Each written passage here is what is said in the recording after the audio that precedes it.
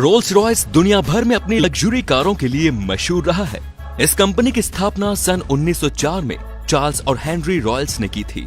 इन दोनों ने एक साथ मिलकर कारों का निर्माण और बिक्री शुरू की, जिसके बाद कंपनी का नाम रोल्स रॉयस पड़ा।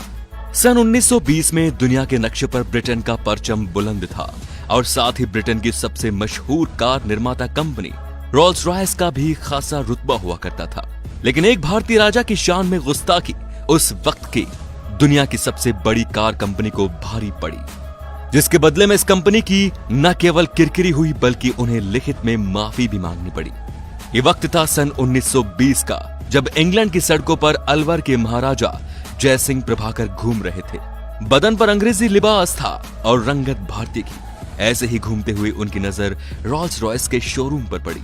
उत्सुकतावश वो शोरूम में दाखिल हो गए और वहां पर मौजूद गाड़ियों के फीचर्स और कीमत के बारे में जानने के लिए सेल्समैन से बात करने लगे। साधारण वेशभूषा और एक भारतीय चेहरे को देखकर उस सेल्समैन ने राजा जयसिंह को ऊपर से नीचे तक देखा और उन्हें शोरूम से बाहर निकाल दिया। शायद उस वक्त सेल्समैन के दिमाग पर ब्रिटेनी हुकूमत का नशा रहा होगा, जो एक भारतीय चेहरे के पीछे छिपे महाराज को न पहचान सका।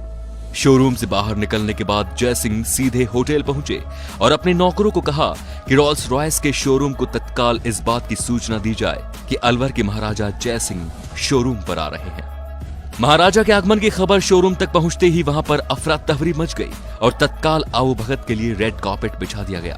दिए गए समय के अनुसार जयसिंह अपने शाही लिबास और जेवरातों को पहने हुए शोरूम पर पहुंचे।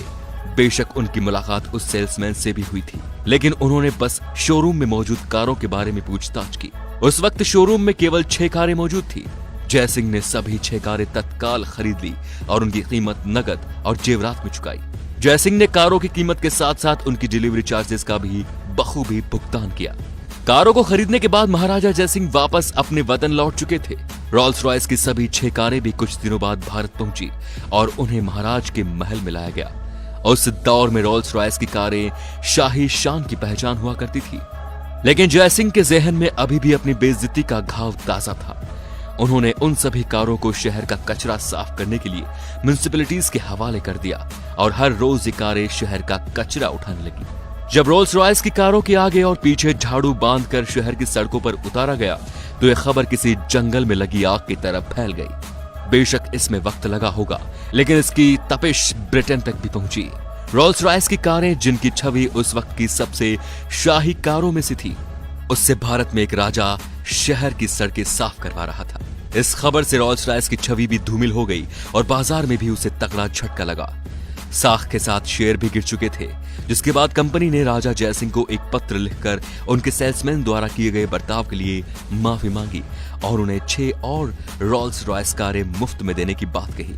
राजा जयसिंह ने रोल्स रॉयस के माफीनामे को मान लिया और म्युनिसिपैलिटीज को आदेश दिया कि अब वो कारों से कचरा न उठाएं। इस तरह जयसिंह ने बड़े ही सूझबूझ से ब्रिटेन की सबसे बड़ी कार कंपनी रोल्स रॉयस का गुरूर तोड़ दिया। तो दोस्तों, भारतीय राजाओं के शौक और रुतबे के आगे कोई कुछ नहीं। महाराजा जयसिंह ने अपनी बेइज्जती का बदला कुछ इस प्रकार लिया कि रोल्स रॉयस को घुटनों पर ला खड़ा किया। आज भी यह कहानी सुनकर हर भारतीय का सीना चौड़ा हो जाता है।